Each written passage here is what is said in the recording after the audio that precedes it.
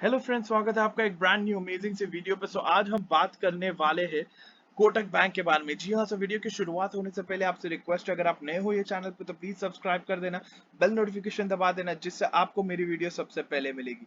इसी के साथ में गाइस मैं आपको बताना चाहूंगा, मैं सभी रजिस्टर्ड नहीं हूँ, तो आप कोई भी डिसीजन लेने से पहले एक बार डिस्कस या कंसल्ट कर सकते हो अपने फाइनेंशियल एडवाइजर के साथ में। आई होप आपने सब्सक्राइब कर लिया होगा, बिकॉज आपके एक सब्सक्राइब से मुझे मोटिवेशन और एक स्माइल मिलती है। फटाफट से हम आ जाते हैं कोटक बैंक के चार्ट के ऊपर में। कोटक बैंक आज हमें जो क्लोजिंग देखने के लिए मिली है वो है 1977 का।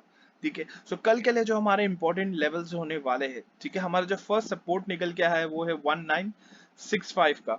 1965 के नीचे 30 मिनट्स के टाइम फ्रेम पे एक रेड कैंडल बनता है तो हमें फर्दर गिरावट देखने के लिए मिल सकती है। बट अगर कल 2003 के ऊपर में एक ग्रीन कैंडल बनता है 30 मिनट्स के टाइम फ्रेम पे, तो एक फर्दर बुलिश मोमेंटम देखने के लिए मिल सकता है। तो हमारा जो रेजिस्टेंस होने वाला है वो है 2003 का।